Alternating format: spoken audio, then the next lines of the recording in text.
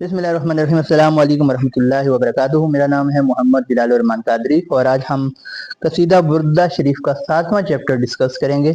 7 का अदद इल्मुल आदाद में 7 का अदद जो है वो बादशाहों का अदद है, कामयाब लोगों का और तारीखी शख्सियात का अदद है। 7 के अदद की अपनी अहमियत है और अजीब इत्तेफाक है कि कसीदा बुर्दा शरीफ का जो चैप्टर 7 है वो भी मेराज नबी सल्लल्लाहु अलैहि वसल्लम के हवाले से है, उरूज के हवाले से है। तो मेराज शरीफ का महीना भी है, रजब का महीना है।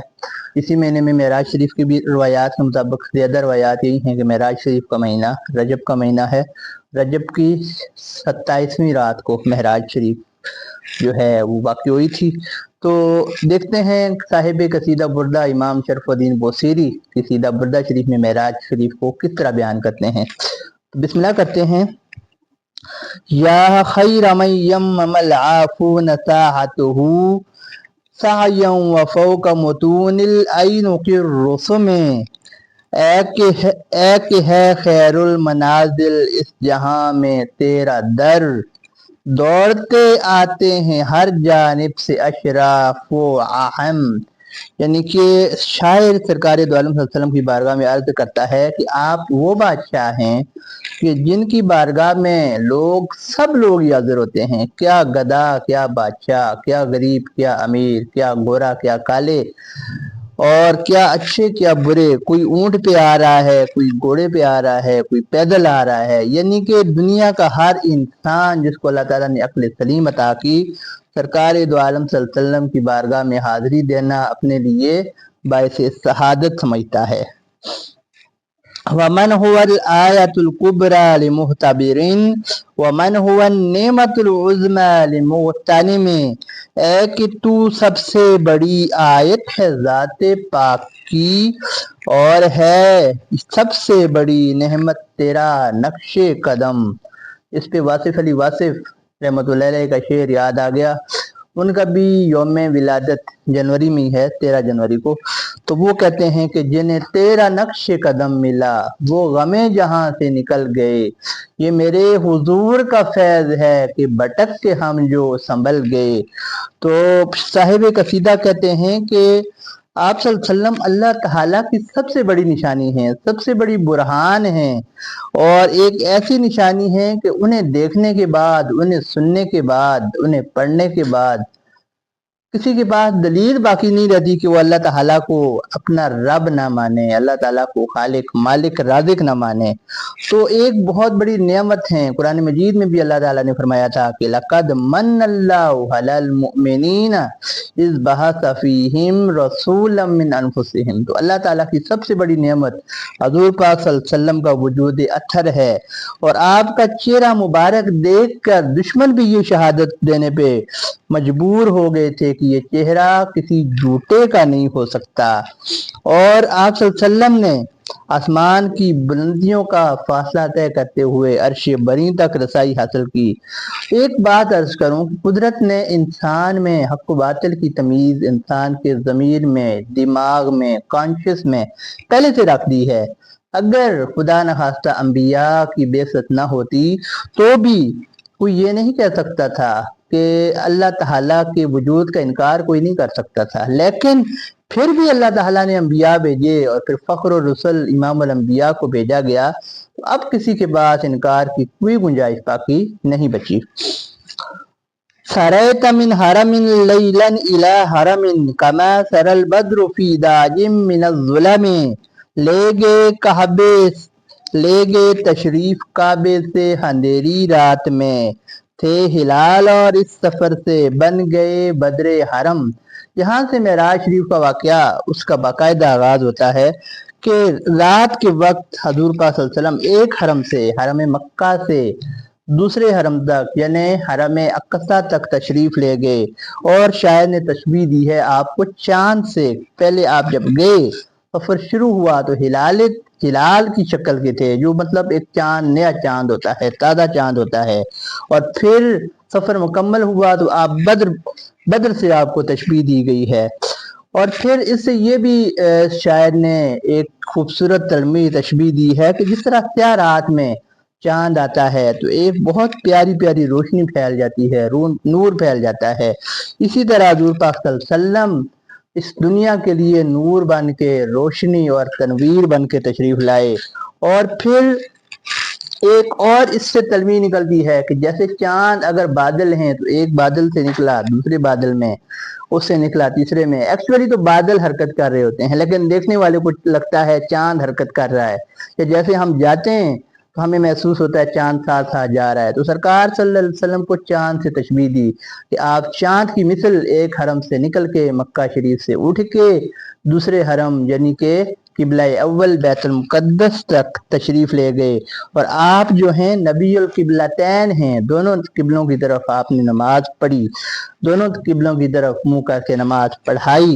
اور پھر یہ واقعہ ہجرت سے تقریباً 18 ماہ پہلے پیش آیا، زیادہ تر مورخین کے مطابق، کہ آپ صلی اللہ علیہ وسلم حرم کعبہ میں آرام فرما رہے تھے۔ دوسری روایت کے مطابق حضرت ام ہانی رضی اللہ تعالی عنہا کے گھر آرام فرما رہے تھے۔ تو پھر جبریل علیہ السلام آئے اور آپ کو جگایا، آب زمزم کے پاس لے گئے، سینہ مبارک کو چاک کیا، پہلے بھی ہم یہ ڈسکس کر چکے ہیں معجزات کے چیپٹر میں، اور پھر آب زمزم سے دھویا، پھر براق پیش کیا، اور براق کی جو رفتار تھی وہ روشنی کی رفتار تھی، 1,86,000 میل فی سیکنڈ۔ اور پھر اسی لیے اس کو براق کہتے ہیں کہ جہاں اس کی نظر پڑتی تھی وہاں اس کا پہلا قدم ہوتا تھا۔ اور پھر آپ صلی اللہ علیہ وسلم بیت المقدس گئے، وہاں پہ تمام انبیاء کی امامت فرمائی۔ اور یہ اس زمانے میں اگر آپ گھوڑوں پہ سفر کریں تو 40 دن کا فاصلہ بنتا تھا، جو آپ نے پل بھر میں طے کر لیا۔ وَبِتَّ تَرْقَىٰ إِلَىٰ أَن نِلْتَ مَنزِلَةً مِّن قَابَ قَوْسَيْنِ لَمْ تُدْرَكْ وَلَمْ تُرَمِ، ارتقائی منزلیں طے کر کے پہنچے ذات تک، عقل کی یہ دسترس میں راز آ سکتا ہے کم۔ یعنی آپ صلی اللہ علیہ وسلم کو اللہ تعالیٰ نے ارتقاء کی وہ منزلیں طے کرائیں کہ پھر حرم بیت المقدس سے آپ آسمان کی طرف جانا شروع ہوئے۔ معراج جو ہے عربی زبان میں سیڑھی کو بھی کہتے ہیں، تو سیڑھی چڑھنا جیسے شروع کی، جاتے گئے، اگلی منزلوں پہ پہنچتے پہنچتے اللہ تعالیٰ کے قرب کا ایک ایسا مقام حاصل کیا کہ جس تک کوئی پہنچ نہیں سکتا۔ وَقَدَّمَتْكَ جَمِيعُ الْأَنْبِيَاءِ بِهَا وَالرُّسُلِ تَقْدِيمَ مَقْدُومٍ عَلَىٰ خَدَمٍ، انبیاء اور اولیاء ہیں سب کے سب زیر لواء، اور رسولوں کے فرشتوں کے ہیں سر زیر قدم۔ یہاں سرکار دو عالم صلی اللہ علیہ وسلم کی جو امامت آپ نے کروائی تمام انبیاء کی، امام الانبیاء کا لقب پایا، اس کا شاعر نے تذکرہ کیا ہے۔ اور ایک اور یہاں بھی مثال دی ہے کہ آپ مخدوم ہیں اور باقی تمام عالم آپ کا خادم ہے۔ اور یہ خادم اس سینس میں کہ جب امام کوئی کام کرتا ہے تو مقتدی بھی وہی کرتا ہے، اس کی پیروی کرتا ہے۔ اس سینس میں جب سرکار نے امامت فرمائی تو جیسے سرکار صلی اللہ علیہ وسلم نے نماز پڑھی، تمام انبیاء نے بھی اسی طرح نماز ادا کی۔ وَأَنْتَ تَخْتَرِقُ السَّبْعَ اتِّبَاعَكَ بِهِمْ فِي مَوْكَبٍ كُنْتَ فِيهِ صَاحِبَ الْعَلَمِ، چیر کر ساتوں فلک آگے گئے سدرا تلک، جس طرح لشکر میں سب سے آگے ہو صاحب علم۔ یعنی جیسے ایک لشکر ہوتا ہے، ایک آرمی ہوتی ہے جنگ میں، تو اس کے آگے صاحب علم ہوتا ہے، لشکر کا سردار ہوتا ہے۔ اسی طرح سرکار دو عالم صلی اللہ علیہ وسلم ایک پورا جو فرشتوں کی ایک بہت بڑا، آپ صلی اللہ علیہ وسلم کے ساتھ فرشتوں کی ایک بہت بڑی جماعت تھی، اس کے سردار بن کے آپ جا رہے ہیں، اور آپ کے پیچھے فرشتے جا رہے ہیں۔ پھر آسمان در آسمان، تمام آسمانوں سے آسمانوں کو چیرتے ہوئے جا رہے ہیں، اور پھر پہلے آسمان پہ آدم علیہ السلام سے ملاقات ہوتی ہے، دوسرے پہ عیسیٰ علیہ السلام اور یحییٰ علیہ السلام سے، تیسرے پہ یوسف علیہ السلام سے، چوتھے پہ ادریس علیہ السلام سے، پانچویں پہ حضرت ہارون علیہ السلام سے، چھٹے پہ حضرت موسیٰ علیہ السلام سے، اور ساتویں پہ حضرت ابراہیم علیہ السلام سے۔ اور اب انبیاء کی ارواح اور فرشتوں کا لشکر آپ کی سربراہی میں چلتا جا رہا ہے۔ اور پھر ایک ایسا مقام آتا ہے کہ جب تمام لشکر رہ جاتے ہیں اور سرکار دو عالم صلی اللہ علیہ وسلم اس سے بھی آگے تشریف لے جاتے ہیں، حتی اذا لم تدح شأول مستبقم من الدنو ولا مرقل مستنم، بڑھ گئے آگے ہر ایک بڑھ جانے والے سے حضور، ہو گئے نزدیک تر ساتھ ذات خدا سے ایک دم۔ یعنی آپ صلی اللہ علیہ وسلم چلتے گئے اور پھر ایک ایسا مقام آیا کہ جہاں جبریل نے بھی کہا کہ آگے میرا جانا ممکن نہیں ہے۔ خفضت كل مقام بالإضافة إذ نوديت بالرفع مثل المفرد العلمی، ہر مکان نیچے رہا جیسے کہ ہو حرفوں کی زیر، خود ہوئے اونچے الف کی شکل مانند علم۔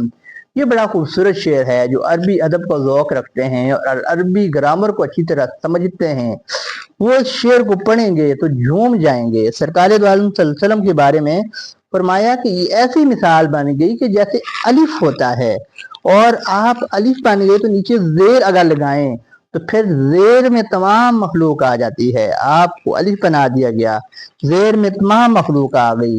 اور پھر یہاں پہ کلمہ اضافت میں عربی میں اضافت کے بعد زیر آتی ہے، تو یہاں بھی آپ صلی اللہ علیہ وسلم کو یعنی کہ ایک جو گرامر کی جو ٹیکنیکل ٹرمز ہیں ان کے ذریعے بھی شاعر نے آپ صلی اللہ علیہ وسلم کے مقام کو بہت خوبصورتی سے پیش کیا۔ کیما تفوز بوصل ای مستتر عن العیون و سر ای مختتم، ہو گئے واصل خدا کی ذات سے اور شان سے، راز آنکھوں پر ہوئے ظاہر جو مخفی تھے باہم۔ یہ وہ مقام ہے کہ جس مقام تک کوئی نہیں پہنچا۔ سرکار دو عالم صلی اللہ علیہ وسلم یہاں پہ وصل سے مراد رؤیت الہی ہے۔ آپ صلی اللہ علیہ وسلم نے اپنے دل کی آنکھوں سے اور اپنے سر کی آنکھوں سے اللہ تعالیٰ کا دیدار کیا۔ اگر جس پہ اپنے جو امت میں ہمارے محدثین کا علماء کا اختلاف بھی ہے، لیکن ایک بہت زبردست پوائنٹ لکھا ہے یہاں پہ قصیدہ بردہ شریف کی شرح کرتے ہوئے۔ وہ پوائنٹ یہ ہے، علامہ خرپوتی رحمۃ اللہ علیہ فرماتے ہیں کہ ہم رؤیت بالعین اور بالقلب دونوں کے قائل ہیں، اور وہ یہ کہتے ہیں کہ اگر ہم یہ کہتے ہیں کہ حضور نے دل کی آنکھوں سے دیدار کیا تو دل کی آنکھوں سے دیدار تو اولیاء کو بھی ہوتا ہے، نیک لوگوں کو بھی ہوتا ہے، انبیاء کو بھی ہوتا ہے۔ اور پھر دوسری بات یہ ہے کہ دل کی آنکھوں سے جب دیدار ہوگا تو دل مانے گا، تب یقین پختہ تب ہوگا جب آنکھ بھی گواہی دے گی۔ لہذا ثابت یہی ہوتا ہے کہ اللہ تعالیٰ نے حضور صلی اللہ علیہ وسلم کو اپنا آنکھوں سے، سر کی آنکھوں سے بھی دیدار کرایا، جیسے حدیث شریف میں بھی ہے کہ اللہ تعالیٰ نے موسیٰ علیہ السلام کو کلام کرنے کا شرف بخشا اور آپ صلی اللہ علیہ وسلم کو رؤیت کا شرف بخشا۔ اور ایک اور روایت میں فرمایا کہ رأیت ربی فی احسن صورہ، میں نے اپنے رب کو بہترین صفت میں دیکھا ہے۔